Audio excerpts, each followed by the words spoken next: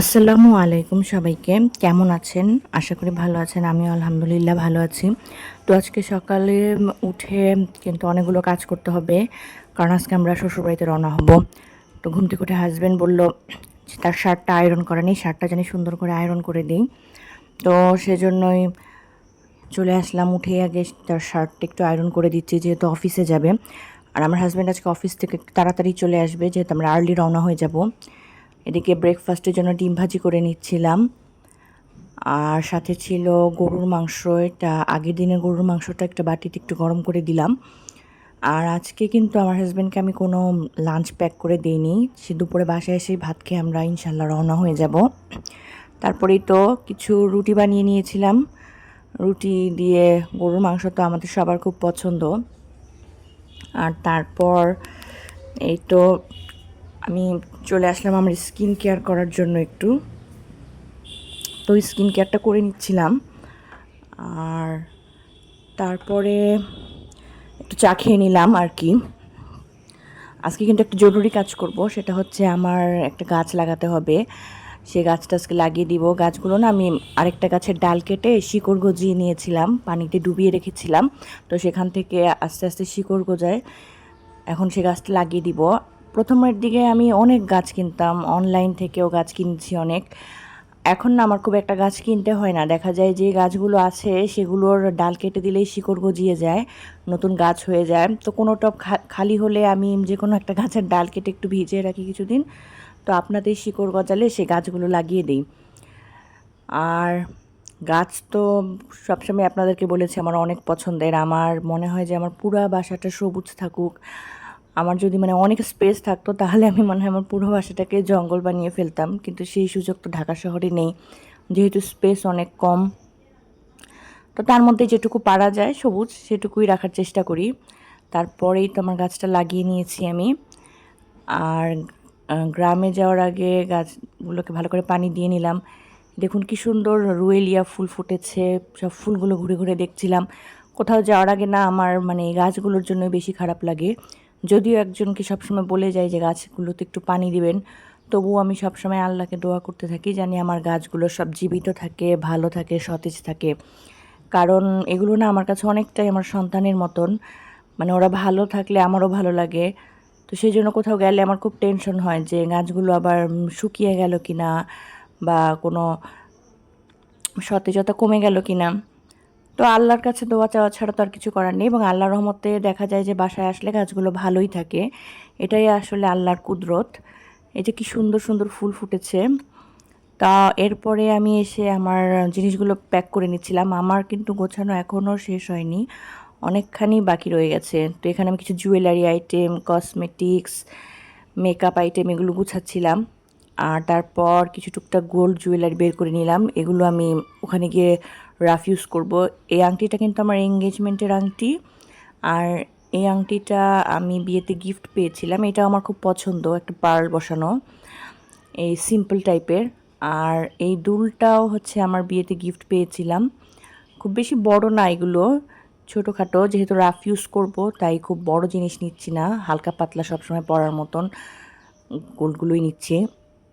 আর এই চুড়িটা কিন্তু আমার আম্মু তার নিজের হাতের চুড়ি ভেঙে আমাকে বানিয়ে দিয়েছে।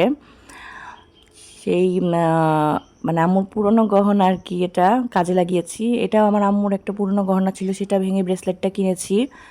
মায়েরা আসলে এরকমই সন্তানের সব আবদার পূরণ করার চেষ্টা করে। তো আর এই চেনটাও আমি আমার একটা পুরনো গহনা ভেঙে নিয়ে করেছি। আসলে গোল্ডের যে দাম, নতুন করে গহনা কেনার মতো সাধ্য নেই। তো অনেক সময় দেখা যায় পুরনোটা একটু ওলট পালট করে নতুন একটা কিনি এরকম। আর তারপর এই তো আমি আজকে এই পার্সটা নিয়ে যাব, সেটা বের করেছি। এই পার্সটা আমার অ্যানিভার্সারিতে আমার হাজব্যান্ড আমাকে গিফট করেছিল গত রোজার ঈদের আগ দিয়ে। তখন কিন্তু এটা ব্যবহার করিনি কোনো একটা কারণে, তো এটা নতুনই রয়ে গেছে। এবার ভাবলাম যে এটা নিয়ে যাই। কারণ হোয়াইট কালার একটা পার্সের না আমার অনেক দিনের শখ ছিল।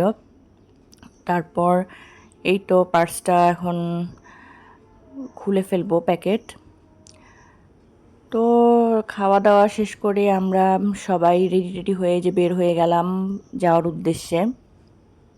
ব্যাগ ট্যাগ সব গোছানোই আছে। সিএনজি খুঁজছিলাম আমরা। একটু তাড়াতাড়ি রওনা হয়েছি, যেহেতু রাস্তায় আজকে জ্যাম থাকতে পারে।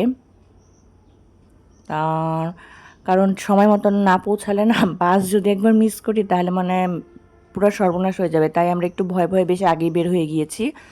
তারপরেই তো আমরা কাউন্টারে চলে এসেছি। এখানে এসে কিন্তু আমাদেরকে বেশ কিছুক্ষণ বসে থাকতে হয়েছে, কারণ ওই যে আমরা আগে আগে রওনা হয়েছি।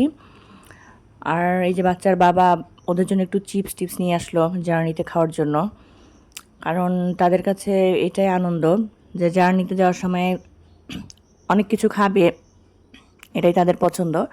আমিও কিন্তু আসলে টুকটাক খাই জার্নিতে গেলে। এমনিতে আমি চিপস বা চকলেটস এগুলা খুব একটা এখন আর খাই না, কিন্তু ওই যে জার্নিতে যাওয়ার সময় না ওদের সাথে মনে হচ্ছিল পাল্লা দিয়ে আমিও সমানে চিপস খেয়ে নিচ্ছিলাম। আসলে এটা না করলে হয় কি সময়টা পার হয়, নইলে মনে হয় জানি সময় কাটছেই না, সময় কাটছেই না। আর আমাদের আসতে কিন্তু অনেক সময় লেগেছিল রাস্তায়, মানে প্রচণ্ড জ্যাম ছিল, গাড়ি আগাচ্ছিলই না, একটু একটু করে গাড়ি আগাচ্ছিল। আর মাঝে মাঝে জ্যাম ছুটলে একটু গাড়ি জোরে টানছিল। তো আমাদেরকে সেজন্য ড্রাইভার উনি মেন রাস্তা দিয়ে না এসে একটা গ্রামের ভিতর দিয়ে কিন্তু আমাদেরকে নিয়ে গিয়েছিল, কারণ মেন রাস্তায় নাকি প্রচণ্ড জ্যাম ছিল, সেজন্য বাইপাস করা আর কি। তো এই তো বাচ্চারা খাচ্ছে, গল্প করছে, বাইরের প্রকৃতি দেখছে। এই জার্নির সময়টা না বাইরের প্রকৃতি দেখতে আমারও খুব ভালো লাগে। কিন্তু মাঝে মাঝে মানে আগে সত্যি কথা বলতে বিয়ের আগে যখন ছিলাম তখন আরও বেশি ভালো লাগতো। তখন তো নিজেই নিজের মধ্যে ডুবে থাকতাম, বাইরের প্রকৃতিটাকে এনজয় করতাম। কিন্তু এখন বেবিরা হওয়ার পরে না আসলে ওইভাবে আর বাইরের প্রকৃতি এনজয় করতে পারি না, কারণ সবসময় দেখা যায় যে ওদের দিকে মানে ওরাই বেশি ফোকাস। এখন আমার ফোকাসটা আমার কাছে মানে প্রায়োরিটি লেভেলে ওরাই আছে। তো বলে যে মা এই সমস্যা ওই সমস্যা, ওদেরকে বলি চুপ করে বসো, এত নড়াচড়া করো না। ওরা আবার একটু পর পর বলে মা কখন যাব কখন যাব, আমি বলি এই তো আর অল্প কিছুক্ষণ, এটা খাবো ওটা করব। মানে বলে না বাচ্চার সাথে থাকলে যা হয়। তো এখন মনে হয় জানি কখন তাড়াতাড়ি বাসায় যাব, মানে ততই ভালো যাতে একটু রিল্যাক্সে থাকতে পারি। কারণ বাচ্চারা তো নইলে রাস্তায় বেশিক্ষণ থাকলে না সত্যি কথা বলতে একটু বিরক্তই করে লাস্টের দিকে। আর ঘুমায় না, সবচেয়ে বড় কথা ওদেরকে বাসে ওঠার পর থেকে আমি বলছি একটু ঘুমাও একটু ঘুমাও, না আমাদের ঘুম নেই। মানে ওদের ঘুম নেই তো ঘুম নেই। আমার কিন্তু ঘুম ধরে যাচ্ছিল মাঝে মাঝে, কিন্তু কোনো উপায় নেই ঘুমানোর। তো এইভাবেই আর কি যাচ্ছি। তারপর এই তো আমরা এসে পড়েছি। আস্তে আস্তে বেশ রাত হয়েছিল। তো আসার পরে না আর কোনো ভিডিও করিনি, যেহেতু আমরা একটু টায়ার্ড ছিলাম। তো বাচ্চাদেরকে ফ্রেশ করে ভাত টাত খাওয়াই দিলাম, আর ওরা এখন কাজিনদের সাথে খেলছে। তো আজকের ব্লগটা এই পর্যন্তই। ধন্যবাদ সবাইকে, ভালো থাকবেন।